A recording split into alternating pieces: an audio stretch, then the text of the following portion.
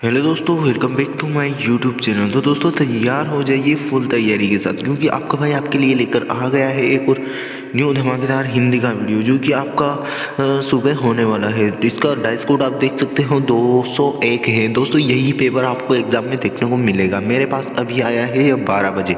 दोस्तों बहुत मुश्किल से आपके लिए पेपर लेकर आया हूँ। यदि आप भी पूरे में से पूरे नंबर चाहते हैं, 80 में से 80 मार्क्स लाना चाहते हैं, तो दोस्तों इस वीडियो को पूरा देखना बिल्कुल ना भूलिए। क्योंकि दोस्तों यदि आप अर्ध बीच में छोड़कर जाएंगे और फिर यही पेपर आपको वहाँ पर देखने को मिलेगा, तो आपको बहुत ही दुख होगा दोस्तों कि उस भाई का वीडियो पूरा देख लेते तो हमारा काम बन जाता। तो दोस्तों इसका पहला क्वेश्चन अब देखते हैं कि पहला सही विकल्प आने वाला है आपके 6 अंक की। इसमें पहला होगा आपका उषा का जादू टूटने का क्या कारण था।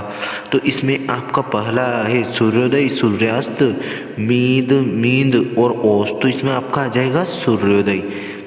दोस्तों इसमें मेरा जल्दबाजी में यदि कोई आंसर गलत हो जाए तो आप अच्छे से इसे नोटबुक में मिलान कर लीजिएगा।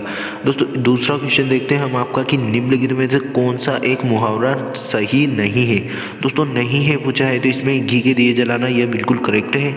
उनके मुंह में जीरा ये भी बिल्कुल करेक्ट है। खोटा घना चना भाजे घना ये भी ठीक है। और अधजल गगरी छलकत जाए, दोस्तों यह एक आपकी लोकोक्ति है, तो यह एक मुहावरे में नहीं आएगी। तो इसका आपका करेक्ट आंसर होगा डी वाला, अधगज जल गगरी छलकत जाए, यह मुहावरा नहीं है। और दोस्तों मेरी आपसे एक रिक्वेस्ट है कि आप चैनल पर नए हो तो प्लीज़ चैनल को सब्सक्राइब जरूर कर लीजिएगा। अपने भाई का चैनल है। और वीडियो को लाइक करना बिल्कुल न भूलिएगा। अपने फ्रेंड के साथ शेयर करिएगा ताकि वह भी अपने इस वीडियो का लाभ ले सके और वह भी अच्छे से इसे याद कर कर जा सके, ताकि उसे भी अच्छे से अच्छे मार्क्स मिल जाए। दोस्तों हम चलते हैं अपने अगले क्वेश्चन की ओर। दोस्तों यही पेपर आपको आने वाला है, इसे आप कंठस्थ याद कर कर जाइएगा। दोस्तों जैसा कि मैंने 10th क्लास का पेपर बताया था, अगली बार वही पेपर उनको देखने को मिला। उसका लिंक मैं आपको डिस्क्रिप्शन में दे दूंगा, आप वहाँ से भी उसे देख सकते हैं। अगला है आपका यशोधर बापू अपने परिवार के से क्या अपेक्षा करते थे। तो यशोधर बापू अपने परिवार से अपेक्षा करते थे कि आज्ञा का पालन करें, परंपराओं का पालन करें, सम्मान करें, आधुनिकता को स्वीकार करें। तो उनका है था कि सम्मान करें। सी वाला इसका करेक्ट आंसर होगा। अगला है आपका हिंदी कहानी के विकास में मील के पत्थर कौन सी कहानी मानी जाती है। तो उसने कहा था पंच परमेश्वर, पुरस्कार या मंगल। तो इसका आंसर मुझे अभी करेक्ट पता नहीं है, आप इसे कमेंट बॉक्स में कमेंट जरूर करिएगा, मैं आपकी कमेंट पिन कर दूंगा। अगला है आपका बाबा साहेब के अनुसार आदर्श समाज की स्थापना के लिए क्या उत्तरदायी है। इसके बाद हम देख लेते हैं दूसरा क्वेश्चन आपका। दूसरा में आपको रिक्त स्थान पूछा गया है, तो रिक्त स्थान में उचित शब्दों को लिखना है आपको। तो हिंदी का पहला महाकाव्य है तो पृथ्वीराज रासो, इसमें आपका करेक्ट हो जाएगा। दूसरा है आपका मनुष्य अपनी खालिस्तान मनोवृत्ति के कारण अनावश्यक खरीदारी करता है, सामाजिक आएगा इसमें। भजन में आरती में खालिस्तान खंबे थे तो 20 थे। संदेह या संभावना प्रकट करने वाले वाक्य कहलाते हैं, तो संदेहवाचक वाक्य कहलाते हैं। तो दोस्तों यही आपकी सही जोड़ी वहाँ पर आने वाली है। पहले में आपका पृथ्वीराज आशु, दूसरे में आपका सामाजिक, तीसरे में 20 और चौथे में आपका आ रहा है संज्ञा संदेहवाचक वाक्य। दोस्तों हम चलते हैं अपने अगले क्वेश्चन की ओर। पांचवा क्वेश्चन है आपका। दोस्तों वीडियो अभी तक आपने लाइक नहीं किया यार, प्लीज़ लाइक का बटन आपके नीचे दिखाई दे रहा होगा आपको, प्लीज़ वीडियो को लाइक कर दें और कमेंट बॉक्स में कमेंट कर बताएं वीडियो आपको कैसा लग रहा है। और जब आप एग्ज़ाम देकर आए तो कमेंट करना बिल्कुल न भूलिएगा। जैसे ही आप कमेंट करेंगे तो हम प्रसन्नता से भूल जाएंगे, क्योंकि हमारे विद्यार्थियों को पूरे में से पूरे मार्क्स लाने के लिए ही हम इतने मेहनत करते हैं। आपका अगला क्वेश्चन आ रहा है कि सही जोड़ी का मिलान कीजिए। तो सही जोड़ी में आपका पहला है शब्द गुण, दूसरा है अतीत के पाँव, तीसरा पहलवान की ढोलक, चौथा है समाचार लेखन के, पांचवा है हिंदी भाषा की लिपि और छठा है हरिवंश राय बच्चन। तो आपका शब्द गुण में इधर आएगा आपका माधुर्य ओज प्रसाद, और अतीत के पाँव ये मुझे पता नहीं है, हिंदी भाषा की लिपि हरिवंश राय बच्चन। तो दोस्तों इसमें से आप इसे अच्छे से मिलान कर लीजिएगा। ये आपकी शब्दावली, ये जो आगे आपके पाठ के नाम और कवि के नाम दे रखे हैं उसी में से आपकी पूरी 6 नंबर की उसी में से पूछी गई है। तो उसे आप अच्छे से कंठस्थ याद कर कर जाए, उसमें से आपको बहुत से क्वेश्चन वहाँ पर एग्जाम में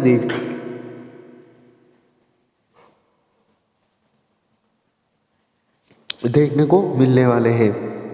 और दोस्तों यही पेपर 100% गारंटी के साथ कहता हूँ, यही पेपर आपको वहाँ पर दिखने वाला है। तो दोस्तों इसे अच्छे से याद कर ले आप, और इसे अच्छे से कंठस्थ याद कर जाए। वीडियो ज़्यादा फास्ट हो तो पॉज कर स्क्रीनशॉट ले सकते हैं आप। अगला चौथा क्वेश्चन है आपका कि निम्न प्रश्नों के उत्तर एक वाक्य में दीजिए। तो अपने को एक वाक्य में के उत्तर देना है। आधुनिक युग की मीरा किसे कहा गया है? तो आधुनिक मीरा महादेवी वर्मा को कहा गया है। इसके बाद आपका भारत की पहली मूक फिल्म कौन सी थी? तो दोस्तों हरिश्चंद्र भारत की पहली मूक फिल्म थी। संचारी भाव की संख्या कितनी मानी जाती है? तो दोस्तों संचारी भाव की संख्या 33 मानी गई है। यह आपका करेक्ट आंसर हो जाएगा। चौथा है आपका खुदाई से प्राप्त गेहूं का रंग कैसा था? तो ये आपके पार्ट में से पूछा गया है, तो इसे आप अच्छे से लिख देना और कमेंट बॉक्स में भी कमेंट कर देना, ताकि मैं भी अदर स्टूडेंट के लिए इसे पिन कर सकूं। 22 से 26 वर्ण वाले छंद को क्या कहते हैं? तो इसमें आपका आ जाएगा घनाक्षरी। अगला आएगा आपका मालवी बोली किन राज्यों में बोली जाती है? तो मालवा राज्यों में मालवी बोली बोली जाती है। पीताम्बर में कौन सा समास है? तो पीला है अंबर, जिसका अर्थात भगवान श्री विष्णु। तो इसमें आपका आएगा बहुब्रीहि समास। इसके बाद हम अगला सत्य सत्य देख ले हैं। 5वें क्वेश्चन में आपको सत्य सत्य पूछा गया है, तो सत्य सत्य भी हम यहाँ पर देख लेते हैं। दोस्तों यार अभी तक आपने हमारे वीडियो को लाइक नहीं किया यार, प्लीज़ लाइक कर दीजिए और कमेंट करना बिल्कुल न भूलिए। कमेंट भी कर दीजिए यार कि आपको कौन सा आंसर गलत है, कौन सा सही है, आपको वीडियो कैसा लग रहा है, सारा कुछ हमें बताइए। और हम इसी प्रकार के वीडियो हमारे चैनल पर डालते रहते हैं, सारी इन्फॉर्मेशन डालते रहते हैं, तो प्लीज़ चैनल को सब्सक्राइब कर लें। सत्य सत्य हम देखते हैं। मालवी और निमाड़ी क्षेत्रीय भाषाएं हैं। और दूसरा आपका है उषा कविता के लेखक सूर्यकांत त्रिपाठी निराला है। तो यह आपका सही सत्य सत्य लिखना है। रस 9 प्रकार के होते हैं, यह बिल्कुल आपका सही है। रस के प्रकार 9 ही है। उसके बाद अगला है आपका श्लेषम अलंकार में एक ही शब्द के अनेक अर्थ होते हैं, और पंचवटी में द्विगु समास है, यह बिल्कुल सही है। अगला आप देखते हैं हम भक्ति काल की 2 विशेषताएं आपको प्रश्न क्रमांक 6 में पूछी गई है 2 नंबर में, और इसके अथवा में आपको पूछा गया है प्रयोगवाद की 2 विशेषताएं। 7वें में गोस्वामी तुलसीदास या सूर्यकांत त्रिपाठी निराला की 2 रचनाओं या इनके नाम काव्यगत विशेषताएं लिखी गई हैं। आग से रोटियां सेकने के लिए बेटी से सेचते करना क्यों जरूरी है? दोस्तों इन दोनों में से रचना या काव्यगत विशेषता का वीडियो हमने चैनल पर डाला हुआ है, लिंक डिस्क्रिप्शन में दे देंगे, वहां से जाकर आप इसे अच्छे से देख सकते हैं एंड अच्छे से तैयारी कर सकते हैं इसकी। और आग से रोटियां सेकने के लिए माँ ने बेटी को सचेत करना क्यों जरूरी समझा है, यह आपका 8वां 2 नंबर में पूछा गया है। इसके बाद आपका 7वां क्वेश्चन है। 7वां क्वेश्चन में जूम कर दिखाता हूँ आपको, यहाँ से कुछ अच्छा दिखाई नहीं दे रहा है, तो हम इसे अच्छे से थोड़ा सा जूम कर लेते हैं, उसके बाद हम आपको दिखाते हैं।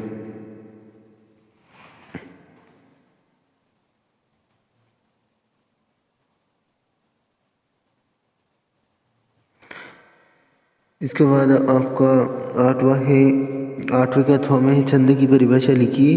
उसके बाद 9वें में है आपका छायावाद की 2 विशेषताएं लिखिए। इसके अथवा में आपका वीर रस की परिभाषा उदाहरण सहित लिखिए। और 10वें में है पायो नाम रूपी चित्रावनी में कवि का क्या आशय है।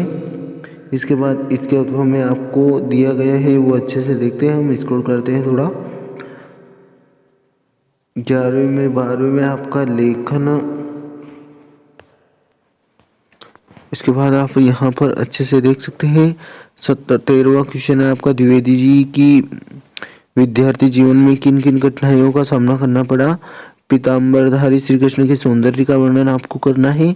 14वें में है आपका छायावादी परिभाषा विधि अन्य उदाहरण सहित समझाइए। और नई और पुरानी सभ्यता में कवि ने क्या अंतर बताया है। और 15वें में है आपका क्षत्रियपुर के संपर्क के पश्चात श्री कृष्ण जो अनुभव हुआ उसे अपने शब्दों में लिखिए। श्री कृष्ण की सौंदर्य कविताओं का बखान अपने शब्दों में कीजिए। इसके बाद आपका हम देखते हैं 16वां, 17वां, 18वां, इस प्रकार आपके कुल 23 क्वेश्चन वहाँ पर पूछे जाएंगे। तो हम सारे क्वेश्चन यहाँ पर देखेंगे। आपको यहाँ पर थोड़ा सा ब्लर दिख रहा होगा, इसलिए मैं पढ़कर सुना रहा हूँ सभी, आप इसे अच्छे से देख लीजिए। 16वें में आपका स्वामी विवेकानंद दो निवेशित की मुलाकात कब और कहाँ हुई? वर्तमान चरित्र से कवि ने विद्यार्थी का उल्लेख कीजिए, कवि के विचारों का उल्लेख कीजिए। मुहावरे एवं लोकोक्ति में आपको 3 अंतर लिखना है 17वें में। और उसके अथवा में आपको पूछा जाएगा महाकाव्य एवं खंडकाव्य में 3 अंतर। और 18वें में आपको अपठित गद्यांश पढ़कर इसके उत्तर यहीं पर दिए हैं। तो उपयुक्त पाठ का मुख्य उचित शीर्षक आपको यहाँ से सोचना है। तो इसमें विज्ञान और मानव आपका उचित शीर्षक आएगा। इसके बाद इसके ये कुछ क्वेश्चन है, तो इन्हें आप उसमें से पैसेज में से छांट कर लिख दीजिएगा। 19वें में आपका पूछा गया है लेखिका मुन्नी भंडारी के साहित्य व्यक्तिगत पर एक अनुच्छेद लिखिए। उसके बाद दो मित्रों के लिए बीच कहानी का आपको पूछा गया है कि दो मित्रों के बीच मेरी प्रिय कहानी विषय पर संवाद कीजिए। तो आपको 3 नंबर में एक संवाद पूछा गया है। 20वें में भी आपको एक गद्यांश पूछा गया है जिसका आपको सारांश लिखना है। उसके अथवा में भी एक गद्यांश है, उसका आपको सारांश लिखना है।